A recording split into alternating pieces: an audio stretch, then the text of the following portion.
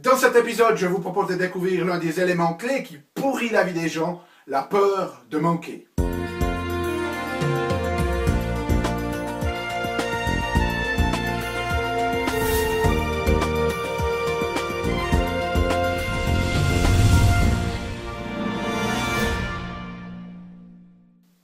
Parce que la vie est bien trop magique pour être petite et que nous avons tous besoin d'une prescription pour grandir en conscience et faire que nos rêves dévorent notre vie. Bonjour, je suis le Dr Yannick Pauly, bienvenue dans un nouvel épisode d'Une Grande Vie. Et comme vous le savez, dans ces épisodes, je vous propose de découvrir des stratégies pratiques pour grandir en conscience, qu'elles soient d'ordre physique, émotionnel, psychologique ou spirituel, parce que c'est cette conscience qui est au cœur d'une vie pleinement vécue et de notre évolution en tant qu'être humain. Alors, dans cet épisode, je vais vous parler de la peur de manquer. Parce que c'est un élément clé qui est ressorti de la recherche il y a ces dernières années et qui affecte de nombreuses personnes. En fait, c'est un phénomène qui n'a peut-être pas été très étudié auparavant, mais qui est aussi en train de prendre de l'ampleur. C'est pour ça que je voulais l'aborder. Alors, cette peur de manquer, en anglais, on appelle ça FOMO, the fear of missing out. Donc, je vais me référer à FOMO, ça sera plus simple que dire à chaque fois la peur de manquer.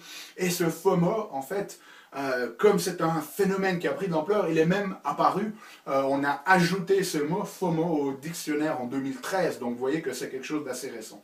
Et en fait, les études montrent que ça touche environ 75% des gens, et vous allez voir que c'est très lié avec l'adoption des médias sociaux. C'est très très intéressant. Alors, quelles sont les sources de cette peur de manquer?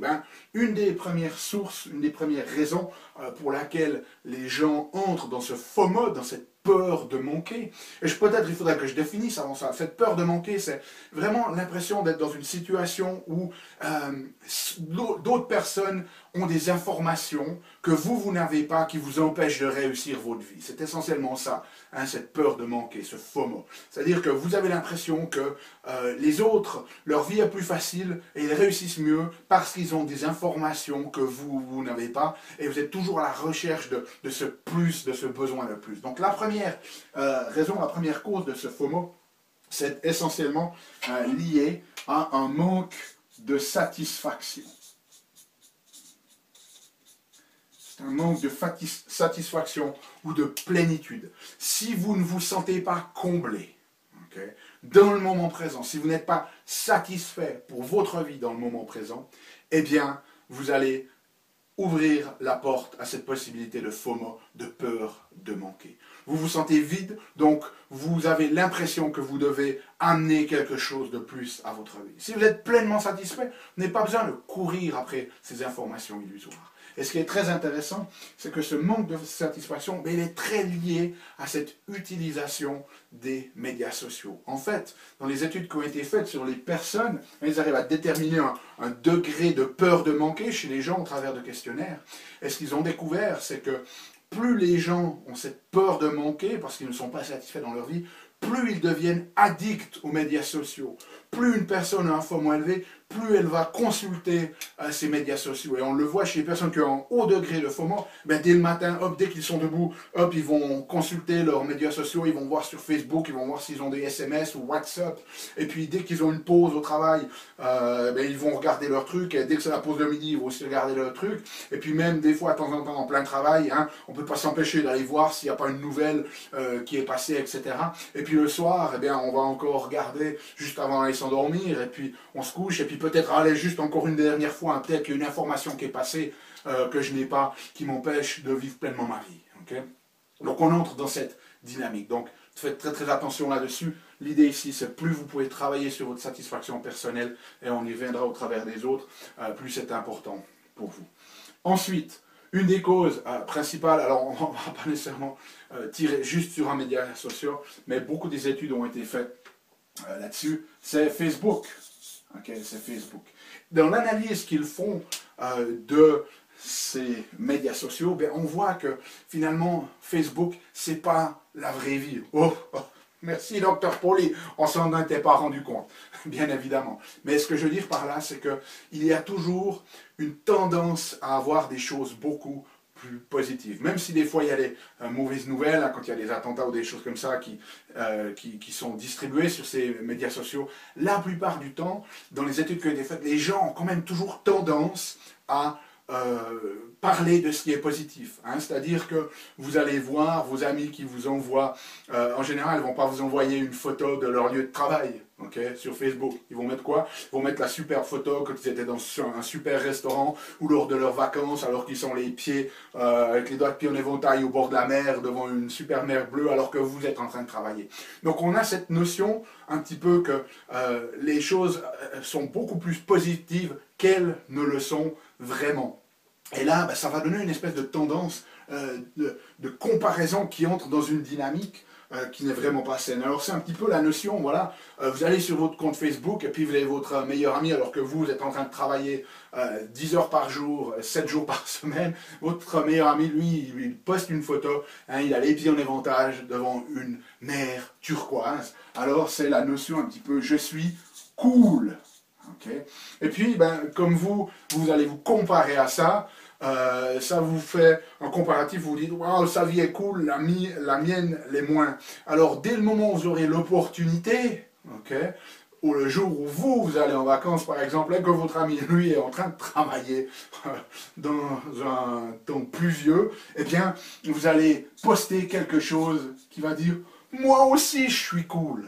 Okay. Et puis, il y a une dynamique comme ça qui s'installe où on met de plus en plus de positivité qui n'a vraiment rien à voir avec la réalité de tous les jours. En fait, il y a même une étude qui montre que quand on prend des gens dépressifs, ceux qui consultent le plus ces médias sociaux, notamment Facebook, eh bien, sont ceux dont la dépression va gentiment se chroniciser, s'installer et devenir de plus en plus profonde par rapport à ceux qui n'ont pas accès ou qui ne consultent pas ce genre de médias sociaux. Okay? Donc faites très très attention à ces choses-là, ça nourrit cette peur de manquer. Troisième élément sur lequel il faut faire extrêmement attention, c'est un mauvais focus d'attention. Okay? Là où vous allez focaliser votre attention, ça va déterminer vos degrés de satisfaction dans la vie.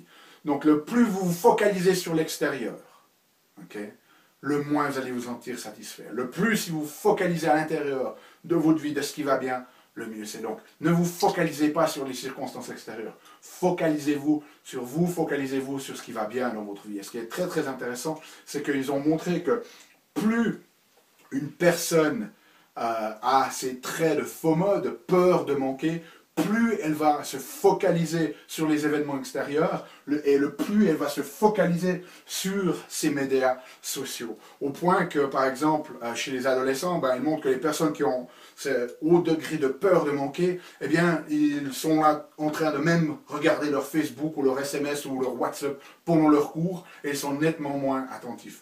Ils ont un risque beaucoup plus élevé aussi de consulter ces médias sociaux pendant qu'ils sont en train de conduire. Peut-être que ça vous est déjà arrivé, j'en sais rien, mais ça augmente le risque de faire des accidents. Donc on voit à quel point, finalement, ces médias sociaux, surtout si vous n'êtes pas satisfait, que vous développez ces traits de FOMO, de peur de manquer, ça va complètement hacker votre attention, et au lieu de la permettre de focaliser sur ce qui va bien, sur ce qui est bien, sur ce qui est vous, vous allez focaliser sur ce monde extérieur qui donne une notion complètement altérée de la réalité, à laquelle ensuite vous essayez de vous comparer. Donc faites très très attention à ça. Et puis, quatrième point, c'est le manque de gratitude. La plupart des gens ici aujourd'hui, on n'est même plus capable d'apprécier ce que l'on a déjà. Hein, on est bombardé par ces médias sociaux, comme on l'a dit, qui ont cette espèce d'illusion que la vie est nettement meilleure pour les autres. Okay.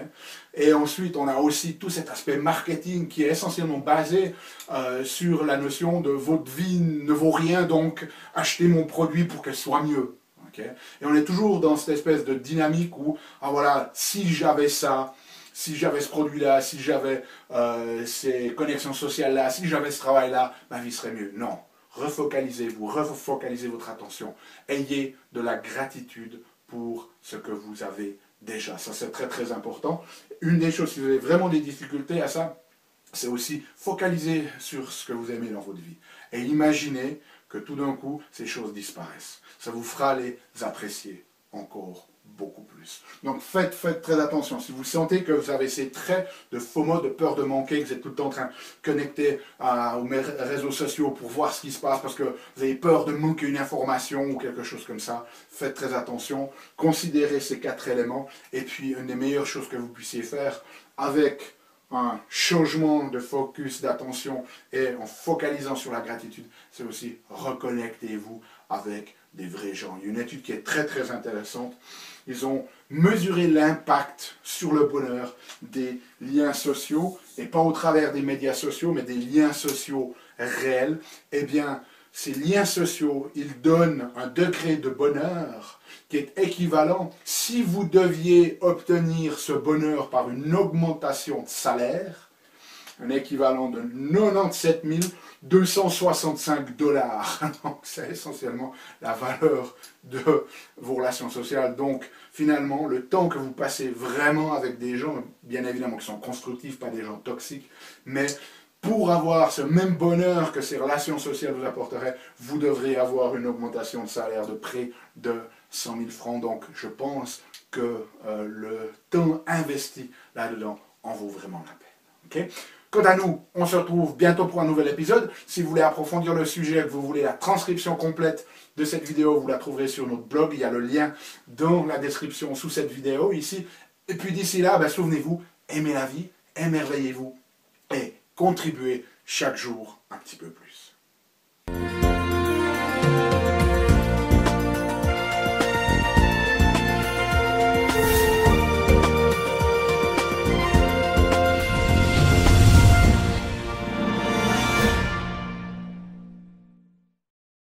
Salut, c'est Yannick. Alors, t'as aimé cet épisode? Sais-tu que tu peux rester connecté et même approfondir le sujet en faisant 3 choses? La première, tu peux t'inscrire à mon compte YouTube. De cette manière, tu seras informé des prochains épisodes. La deuxième chose que tu peux faire, c'est approfondir le sujet grâce à ce DVD, les 7 clés d'une grande vie. Il est complètement gratuit. C'est le DVD d'un atelier que j'ai fait de 2 heures environ qui explique les bases de la méthodologie et qui vous donne des exercices pratiques dans la méthodologie Une grande vie. Donc il est gratuit. Tout ce que tu as à faire, c'est cliquer sur le lien.